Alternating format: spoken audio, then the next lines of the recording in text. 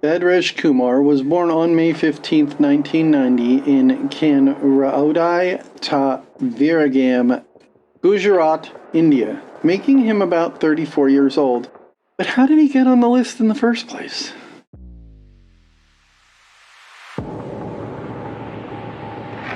Badhreshkumar has not stood trial and has not been found guilty, so everything from this point forward is alleged.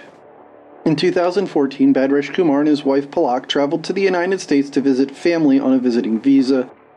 These visas do not allow for visitors to work in the country, and the two started working at a Dunkin' Donuts owned by a relative. The pair had overstayed their visas, meaning they were in the country unlawfully even though they had arrived here legally. They obviously did not come here with the intent of leaving in short order. Over time, Palak has become disillusioned with life in the U.S. She was feeling homesick for India. She began talking to her husband and other relatives about her desire to return to India. Undoubtedly, there were family members that supported her in this, and some who did not. I cannot find any information on their family's feelings about this, but it is only logical. At almost midnight on April 12, 2015, customers were waiting in front of the shop. Palak was on a break, talking to a family member on the phone and expressing her desire to return to India, when Badhreshkumar entered the area where Palak was and asked her to join him in the back. Failing to disconnect that call and taking the phone with her, Palak followed Badhreshkumar to the back of the kitchen area. They moved some racks aside to clear the path. A few moments later, Badresh emerges from the off-camera area alone. He quickly turns something off and then heads out to the front of the store, presumably to discharge the customers. Eventually, another customer entered the 24-hour establishment and no one appeared to take his order. He called the police. He had no idea what had happened, but he knew something wasn't right. When the police arrived at the scene, they found Palak.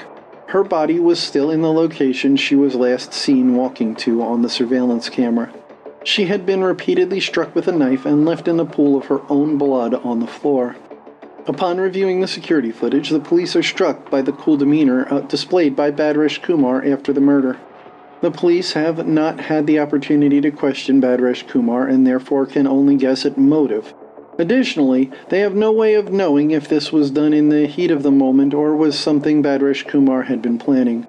So Maryland has issued arrest warrants for Badresh on both first and second-degree murder, since one requires pre-planning and one does not. After learning that Badresh had most likely fled the area and most probably the country, local law enforcement contacted the FBI. A federal warrant was issued for unlawful flight to avoid prosecution. Badhreshkumar was added to the FBI's 10 Most Wanted in 2017 and remains at large on May 4, 2024. There is a $250,000 reward being offered for information leading to his capture and return to the U.S. Like, share, and subscribe to get this video in front of as many people as possible. Let's work together to get these dangerous people off the streets.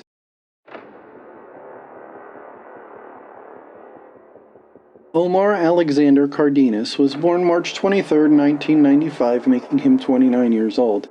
But why is he on the list in the first place?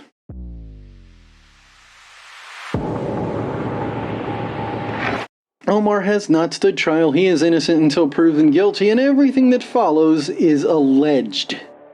The Pierce Street Gang is centered around 12601 Pierce Street in Pasadena, California. About 6 p.m. December 6, 1997, two members drove past the San Fernando Gardens housing project about a half a mile away and fired from their vehicle. This housing project is known to be the home base for the Project Boys, a rival street gang. Jorge Martinez and Monica Gutierrez were walking together when the blue Lexus drove up slowly next to them with the window down. A .357 Magnum came out and fatally shot Martinez. Omar was only 2 years old at this time. On August 15, 2019, the 46-year-old Jabali Dumas went to his favorite barbershop, Hair Icon Barbershop, at 11916 Foothill Boulevard in Sylmar, California. After being inside for a short time, Jabali leaves with another man and heads to a nearby discount store. Security camera footage shows him acting like a regular in the store and even engaging the cashier in conversation. She later reported he was a regular and that day he just wanted to tell her how nice she looked. Jabali leaves the store and leans against a pillar where shots ring out and Jabali is down while everyone else ducks for cover. Surveillance on one of the strip mall entrances caught a man walking into the parking lot about 2 minutes before the shooting and jogging back out almost immediately after it. The police identify this man as Omar. A little less than 8 years before Omar was born, a 10-year-old boy was shot to death near Pacioma Park, Los Angeles. A 17-year-old Latino gang member was shooting at blank gang members who punched a 14-year-old Latino boy for wearing a rival gang's colors. Alejandro Salazar was simply caught in the crossfire. The perpetrator was a member of the Pierce Street gang. Jabal was a local family man, a garbage collector. He is missed by his son, wife, brother, parents, and other family members. This appears to be a senseless killing, possibly a man caught in the crossfire like that 10-year-old boy above. But we can't know for certain until Omar is captured and brought to justice. It is believed likely that he is in Mexico with family.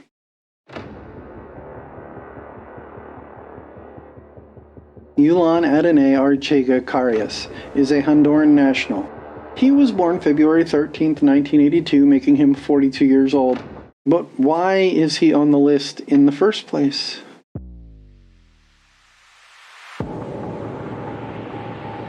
In the 1980s, El Salvan refugees in Los Angeles began to band together. Eventually, they began to organize into a street gang commonly known as MS-13.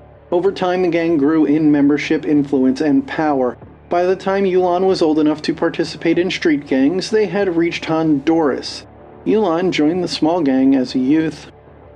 Running away from home at age 10, Yulan found himself on the streets of San Pedro Sula. He joins a band of juvenile street kids and they begin stealing watches and wallets for money to purchase paint thinner, their drug of choice. On a rainy night, Yulan took refuge in an abandoned building. He was joined by Indio, the leader of a local MS-13 clique or gang cell. The gang leader sees something in Yulan and spends the night grooming him. Yulan claims this is the night he became Porky.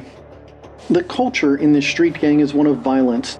They utilize it to obtain control. Their entire end seems to be complete control of the areas and markets they infiltrate through any means necessary. And the easiest way to remove competition and/or threat is to eliminate it. The gang even has hit squads hired by other gangs to carry out assassinations. But they have a structure similar to most large multinational corporations. Climbing the ranks in this gang requires both brutality and intelligence. Yulan climbs those ranks through his youth and into his adult years.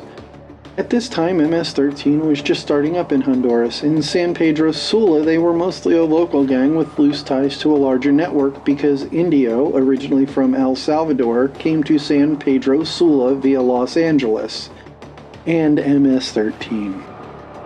He joined when it was just a group of El Salvadoran heavy metal fans. Indio's clique focuses their efforts on drug peddling, murder for hire, kidnapping, and robbery. Indio and Yulan also work for a local gunsmith repairing weapons and talking. Porky's indoctrination into a world based on a twisted idea of honor and pride continues. Then rival gang Barrio 18 kills an MS-13 member in Honduras, bringing the international gang war to San Pedro Sula. Yulan, Porky, identifies Parada as a member of the Barrio 18 gang, resulting in Parada's gangland execution. This started the bloody gang war in Honduras that continues to this day. Both gangs experience rapid growth through the 1990s as refugees return and recruit new members into the gangs they formed in exile. Eventually, Yulan finds himself the highest ranking and therefore de facto boss of MS-13 in Honduras. In this position, he controls drug trafficking, murder for hire, gun trafficking, and human trafficking activities of MS-13 in Honduras, a major hub of all their activities in Central and North America. In 2015, he was imprisoned after a conviction for money laundering and illicit association. This is where he was being moved from for a court hearing on February 3, 2020. In Honduras, high-profile criminals are normally transported by helicopter with a full security contingent and military police on standby. Yulan was transported by van with almost no security. The military police were not notified. and he was being transferred to a courthouse only 28 kilometers from his seat of power in San Pedro Sula. Courthouse has ample security cameras. A group of men dressed in military police uniforms arrive at the courthouse escorting a man in handcuffs. They are a decoy. A second group arrives escorting a man dressed in a normal black tunic used to protect inmates' identities. This one holds weapons and ammunition. They break Porky free from custody. In 2021, the United States Attorney for the Southern District of New York indicted Yulan for racketeering, narcotics smuggling, and machine gun conspiracy. It is these charges that led to the FBI involvement in the case. He is currently under sanctions from the U.S. Treasury Department, and any U.S. entity or person who does business with him or any of his companies could face federal charges in the United States. Alejeandro Castillo is wanted for unlawful flight to avoid prosecution for murder. He sometimes uses the nickname Alex and uses several combinations and spellings of his other two names. But why is he on the list in the first place? Don't forget to comment, share, like, and subscribe to help get the word out about these dangerous criminals. At approximately 7 a.m. on August 15, 2016, a call came into the Charlotte, North Carolina 911 center reporting an abandoned red four-door Dodge Caliber on the 11,000 block of Dublin Creek Boulevard. This was important because the car matched the description of Mia Feaster's missing vehicle, and she was one of 3 young people reported missing locally on August 10th, 11th, and 12th. Alejandro or Alex Castillo, Truk Kwan or Sandy Liley, and Mia or Mia Feaster had all gone missing about 5 days earlier. All 3 worked at the Showmars restaurant on Little Rock Road in Charlotte. At the time of their disappearance, Alex was 17, Sandy was 23, and Mia was 19. Alex was picked up at his home on August 9th by Mia around the same time Sandy left her house to meet a friend that owed her $1,000. Sandy and Alex had dated previously. During this relationship, Alex had borrowed approximately $1,000 from Sandy, but never paid it back. Sometime after Sandy and Alex broke up, Alex became romantically involved with Mia.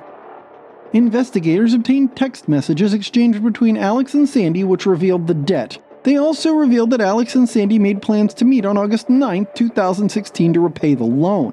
Bank records indicate that instead of depositing $1,000 into her account at this time, she withdrew that amount, clearing the account. At this point, Alex and Mia were being sought for questioning in Sandy's disappearance.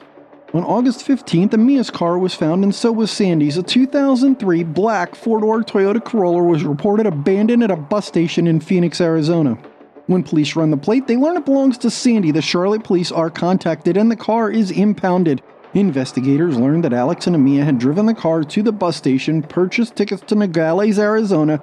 Further investigation turned up footage of Alex walking into the border crossing, making his way through the building, and exiting on the Mexican side.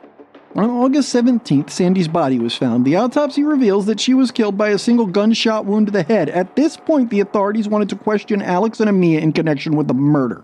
Approximately 2 months later, Mia turned herself in to Mexican authorities in Aguascalientes, Mexico, where she was extradited and taken into U.S. custody in Texas. She has been charged in connection with the crime and made bond. I cannot find information on her plea, trial, or sentencing.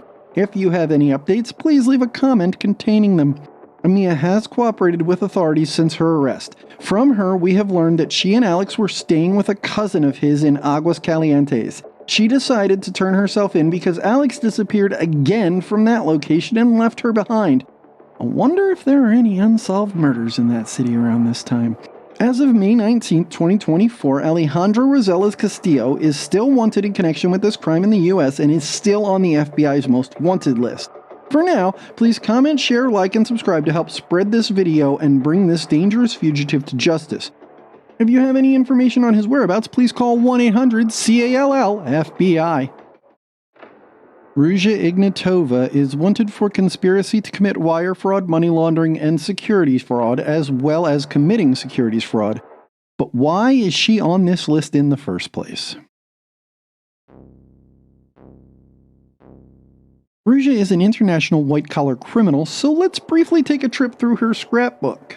Ruja obtained her PhD in private international law in 2005. In 2012, she was working for her father, Plum Ignatov, when he sold the Valtenholden casting plant, and then Ruja started having machinery disassembled and moved to other plants, earning her a suspended 14-month jail sentence. In 2013, she was involved with Bitcoin, a points Ponzi scheme which sold crypto that had no value outside their market. Ruja was with SiteTalk, who became involved and set up another facet of the Ponzi scheme, a trust to allow conversion into real-world assets. That crashed, Bitcoin crashed, SiteTalk backed out, and that's where the story of OneCoin starts. In 2014, Sebastian Greenwood, Nigel Allen, and Ruja Ignatova founded OneCoin/OneLife conglomerate. Companies, shell companies, on and offshore, operating in various target countries. The conglomerate is very difficult to understand. OneCoin was a cryptocurrency, which today is sus all by itself, but in 2014 it was being touted as the new global currency. OneLife was the real-world trust. Participants buy stock in OneLife with OneCoin and then sell that stock for dollars. That is the year when Sebastian and Ruja start conducting webinars encouraging potential investors in Europe, the United States, and select other places to purchase OneCoin packages utilizing a specific account at OneLife. The plan was that first you invest in OneLife/OneCoin, then you get others to invest, and you get a commission. More investors you bring in, the higher the tier you climb to. Sound familiar? If you want a video on Ponzi schemes and MLMs, leave a comment and let me know. Ruja and Sebastian promised 5 and 10-fold ROI. If someone promises this, don't invest. People invested. Lots of people. By 2016, they invested over $4 billion, with a B, in OneCoin/OneLife. That's when Ruja decided that a stage in Wembley Stadium would be a good place to do this. It's really a pleasure for me to be here 1.5 years after we launched our cryptocurrency OneCoin. This network was created to become and to fuel the growth of OneCoin. OneCoin is for everyone. Make payments everywhere, everyone, globally. And this is who we are, global citizens of a small world wanting to make a change. During the same 2-year period, she said things like, "We are not mining actually, but telling people shit," in emails, proving that a PhD does not make you smart.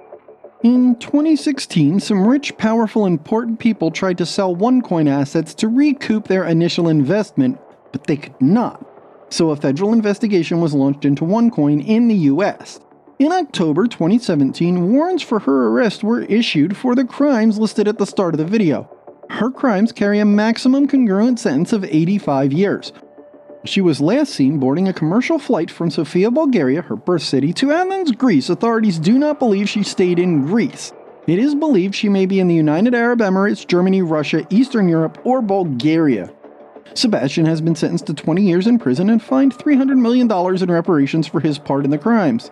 Konstantin Ignatov, Ruja's brother, was sentenced to 34 months for his part in the crimes. If you'd like to see a feature-length video on this, please let me know in a comment below. For now, please comment, share, like, and subscribe to help spread the word and bring this fugitive to justice. If you have any information on Ruja's whereabouts, please call 1-800-CALL-FBI. Donald Eugene Fields II is not on this list for having an upper-class name with a lower-class person. He is wanted for sex trafficking of children. But why is he on the list in the first place? No information is available on how, when, where, or from whom, but Donald obtained custody of a female child at some point. By the time she was 11 years old, Donald was engaging in every type of CA imaginable on the young victim. By 2013, Theodore, or Ted, John Santori was providing Donald with money, mobiles, motorbikes, vacations, and Christmas presents for access to the victim. Did I mention that Donald was an independent used car salesman? Ted is already serving his sentence for his participation in these crimes. The federal count against Donald bears a sentence of 10 years to life in prison.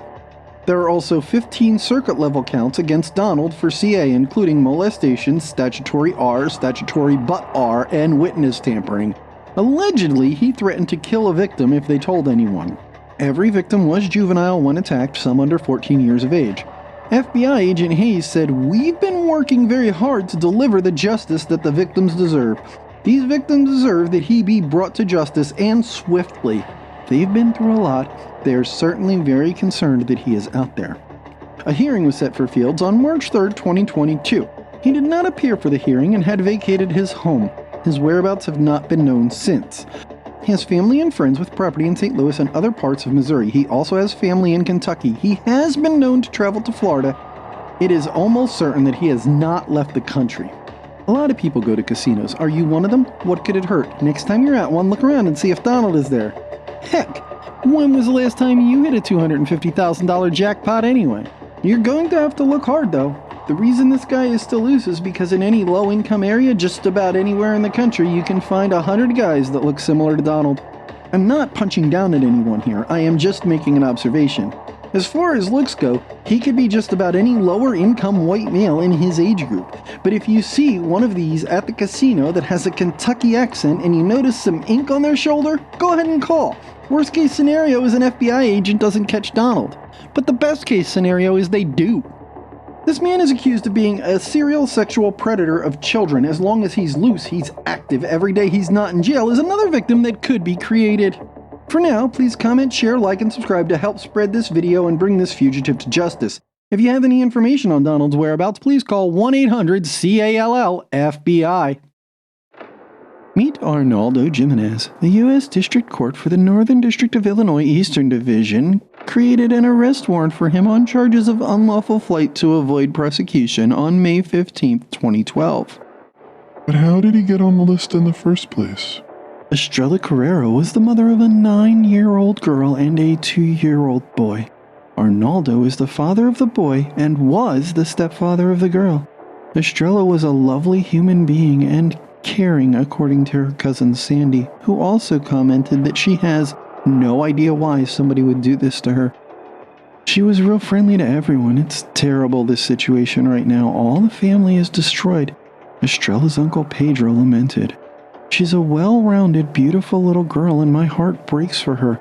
Estrella's daughter's teacher, Mrs. Pachalski, commented about the child. On May 11, 2012, Arnoldo and Estrella prepared for their marriage. Arnoldo's black 2006 four-door Maserati delivered them to City Hall, him in a suit and her in a silver sequined cocktail dress. There they wed, and then went to a reception with friends and family. They left their children with Estrella's family and went to a nightclub with some of the guests. They left the nightclub about 4 a.m. on May 12th. Estrella was scheduled to pick up her children later that day. She did not show up. Her family became concerned and called in a welfare check. Police arrived at her apartment and found her bloody body in the bathtub, still clad in the wedding dress become death shroud. Now Tricia, a friend of Estrella's, reports Estrella saying she was getting married because Arnoldo was going to take the kids from her.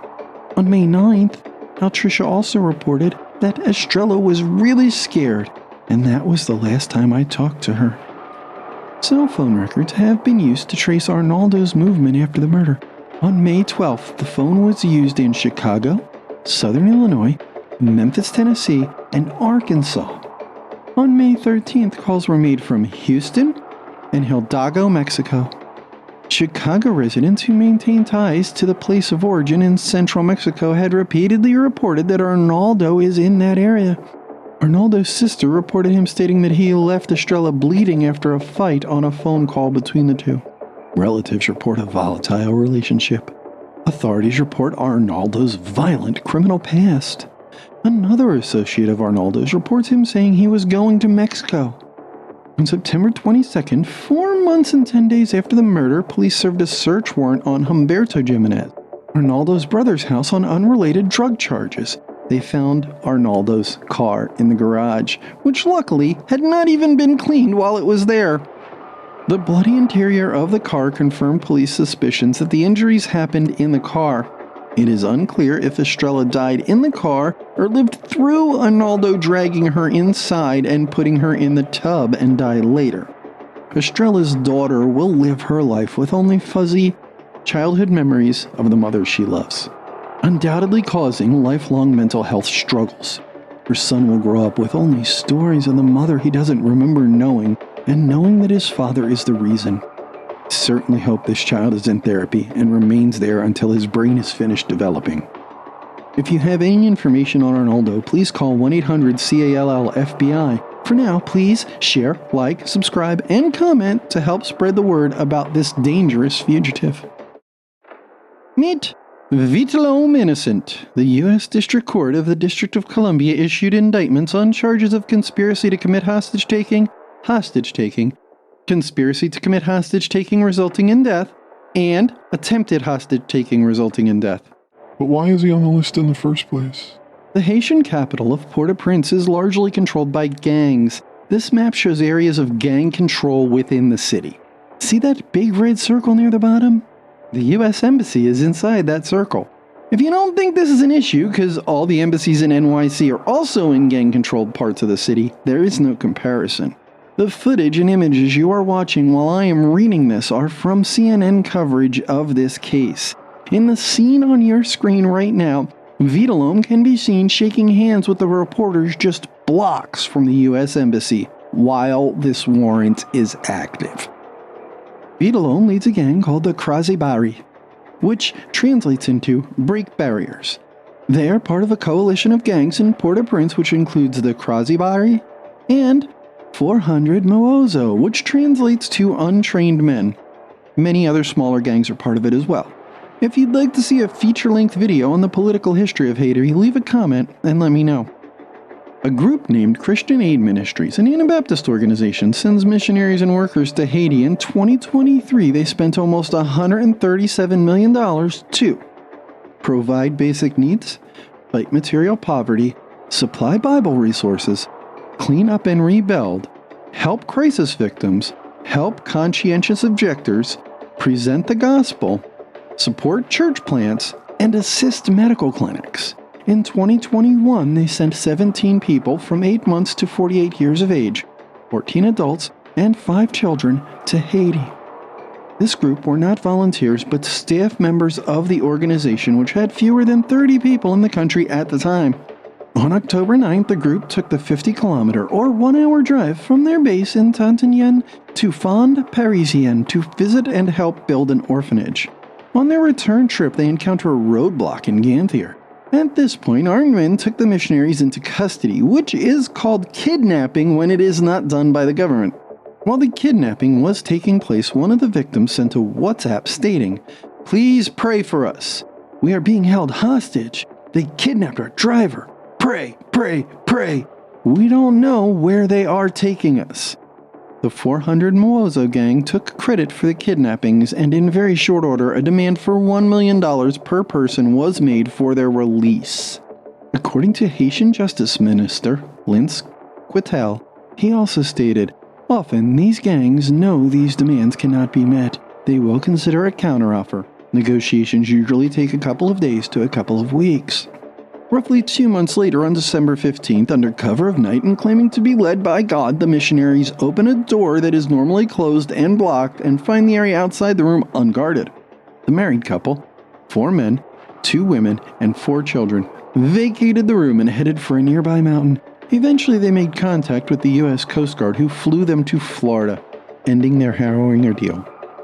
The other 5 hostages had been released previously as part of negotiation.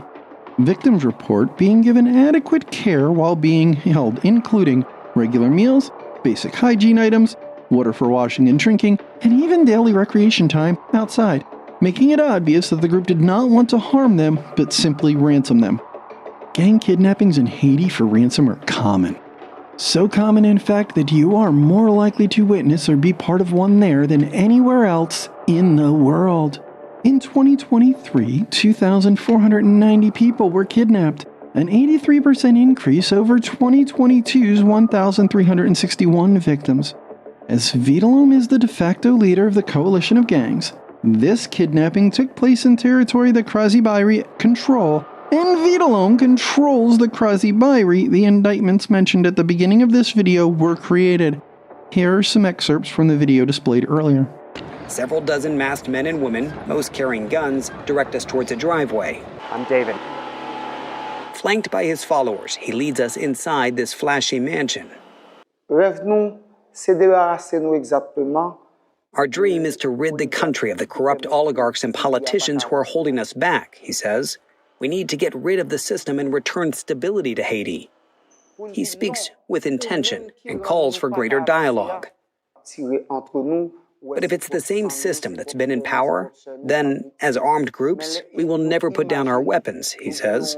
And so do you have regular communications with, as you say, the other armed groups? Yes, we're united, he tells me.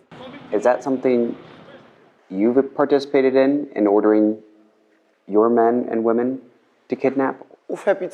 He says he hopes to defend himself in court against those allegations. And while not denying his followers have kidnapped people, he deflects blame to outside forces for creating a state of corruption, as he sees it. He's eager to show us other parts of his home and territory and introduces us to his top commander. He brings us to the edge of his territory. We notice his guards, normally curious and watching us, are instead looking outward, cautiously, toward another gang's territory. The destruction, the violence, the deaths that have played out, do you take any responsibility for that? He only says he made mistakes and is not perfect. He blames politicians. Ultimately, what is it going to take to bring stability and a future of calm to this country? He says he and the other armed groups need to be included in discussions of Haiti's future. That's the only way he sees convincing gang members to drop their guns in exchange for a future outside of violence. We're getting out. He wants us to meet these two men, blind refugees. They tell us Vitel'Homme took them in. Vitel'Homme gets out of his motorcade, waves for us to move forward, and strolls to the desolate street corner. He then comes to our door and shakes each of our hands. His actions, intentional and symbolic. Going good? Yeah. Here we are, just a few blocks from the U.S. Embassy, and that's clearly a demonstration of how confident he is and the many he has around him. Vitel'Homme and his fellow gang members may simply be the disaffected masses attempting to make their voice be heard. And this is a situation I can certainly appreciate. If this is the case, he can use it as a defense in his case. Doing this in a U.S. court of law could change the U.S. position on who is supported in Haiti, the government or the gangs who call themselves insurgents. Let's bring this man to justice and allow the courts to decide if he is a criminal or a victim of an unjust political machine doing what he has to do. For now, share, like, comment, and subscribe to help spread the word about these dangerous gangs. Meet Alexis Flores. An unknown U.S. District Court issued an arrest warrant on the charge of unlawful flight to avoid prosecution for kidnapping and murder on an unknown date. What is he on the list for in the first place? Summers in the Badlands of Philly are hot and muggy. Trust me, I've been there. July 29th, 2000 was no exception to this rule. Mata was outside watching her daughters Ariana and Ayan ride their bikes. Mata stepped across the street to pick up takeout. When she returned, Ariana was gone. Shortly before this, Jorge Contreras helped a homeless drifter named Carlos out with a job and a place to stay, both in his apartment building. On July 29th, Jorge gave Carlos the keys to the building so he could get in and out while Jorge was out of town. Police learned that Ariana was seen walking towards Jorge's apartment building with a Hispanic man on July 29th. Ariana was holding his hand and walking along willingly. Alexis appears to be good at gaining people's trust quickly, adults and children. 6 days later, on August 3rd, Ariana's badly decomposed body was found in an empty apartment building near where she had disappeared. An autopsy would indicate a third crime along with the kidnapping and murder. I don't think I need to give more detail than that. Near the body lay a discarded t-shirt with a distinctive logo, and blood later confirmed to be Ariana's on it. Jorge had loaned the shirt to Carlos. No one knew where Carlos was or even his full name. A sketch artist, paid for by America's Most Wanted, created a sketch of the man Ariana was last seen with. Tips spanning North and South America poured in. DNA from the crime scene was entered into CODIS. Unfortunately, the perpetrator's DNA had not been, and the case went cold. 2 years later. During 2002, Alexis was arrested in Phoenix, Arizona for shoplifting. 2 years later. And in 2004, cops responded to a noise complaint where presented with fake ID and arrested Alexis on the forgery charge. This forced an automatic DNA swab per state law. 2 years later. In 2006, the DNA was entered into CODIS. 1 year after that, it matched Alexis' DNA to Iriana's case. However, Alexis had completed his forgery sentence and was deported to Honduras before this match was made. We have everything we need to put this dangerous predator behind bars, except him. Authorities know he is receiving significant help from his family. Additionally, Honduras is a difficult country to locate, arrest, and extradite people from. The extradition isn't the hard part, though. This is largely due to the amount of influence and control MS-13 and other gangs possess in the country. There is more information on that in the video on your end screen. Please share, like, comment, and subscribe to help spread the word about this dangerous fugitive. If you have any information on his whereabouts, please call 1-800-CALL-FBI. Meet Wilver Villegas-Palomino. The U.S. District Court, Southern District of Texas, Houston Division issued an arrest warrant for him on charges of narco-terrorism, international cocaine distribution conspiracy, and international cocaine distribution on February 13th, 2020. What did he do to get on the list in the first place? He is the leader of an insurgency group. Let's do a We Didn't Start the Fire recap of that group. Colombia suffered localized economic depression in 1957 as coffee prices dropped significantly, leading to the government's ousting because why not? A new government was put into place with 4-year presidential terms alternating between conservative and liberal candidates. The U.S.'s Alliance for Progress program got involved and provided economic and educational support. It helped, but not enough, and by 1962, Colombia was facing economic standstill and financially dependent on the U.S. That year, the conservative President Valencia took office. The Colombian peso was devalued due to international political pressures. This led to union workers getting 40% pay increases and rampant inflation. Colombians had lost faith in their government, and less than 40% of them voted in the 1964 election. In the same year, Castro invited a group of Colombian students to Cuba, where the founders of the ELN were trained. Mexico decided to start cleaning up its drug problems in 1975. This created a hole in the marijuana supply market that the Colombian groups were happy to fill. Soon, 7/10 of the marijuana in the U.S. was Colombian. The profits allowed diversification into cocaine. This brings us to the environment that existed when Wilver was born in 1981. If you'd like to see a feature-length video on this group, please leave a comment and let me know. The ELN kept growing and becoming increasingly hostile, militant, and ideological. In 1995, they attacked Carabobo and killed 8 Venezuelan Marines. In 1999, they conducted the largest mass kidnapping in Colombia to date when 190 people were kidnapped from a church in Cali. Then, in April, they hijacked a plane and kidnapped all the passengers. In the new millennium, ELN signed a peace treaty with FARC, a similar but larger group. This prompted ELN to upsize its enterprise with drugs and illegal mining. In 2017, FARC demobilized, creating several power vacuums in the Colombian crime world. ELN patched up the ship and also moved into Venezuela. There have been peace talks between the Colombian government and ELN in 1975, 1994, and 1998, all of which failed. In 2000, Wilver's position in the ELN was Chief of Drug Trafficking for the ELN Northeastern Warfront, or ELN NEWF. He also commands the area known as Magdalena. I went to school with a girl who had that name. I always liked her, so I just found her on Facebook and sent a friend request. She accepted, but I digress. This map shows the 6 regions that ELN operates in within Colombia. Allow me to explain it for those who, like me, don't speak Spanish. The orange, purple, and brown areas make up the ELN NEWF.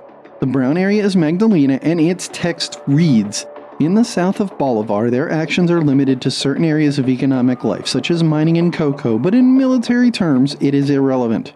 The title on this map reads, "Spatial distribution of violent actions carried out by the self-defense groups during the period of 1995 to 2002. The bigger the dot, the more stuff happened." Wilver is in charge of overseeing the collection of coca-base paste from farmers and producing cocaine from it in Venezuela and the Catatumbo region of Colombia. These funds are a major contribution to the bankroll that supports all the activities talked about earlier. Please share, like, comment, and subscribe to help spread the word about these dangerous fugitives. Meet Wilver Villegas-Palomino. The U.S. District Court, Southern District of Texas, Houston Division, issued an arrest warrant for him on charges of narco-terrorism, international cocaine distribution conspiracy, and international cocaine distribution on February 13, 2020. He is known to use the aliases Carlos El Puerco, Wilver Villegas, and Wilver Palomino. El Puerco translates to the pork in English. He was born October 21, 1981, making him 42 years old. He was born in Curumani, Colombia. He has black hair and brown eyes. He is approximately 5'7" to 5'9" inches tall. Wilver weighs approximately 190 pounds. There is up to a $5 million reward for information leading to his arrest. He should be considered armed and dangerous.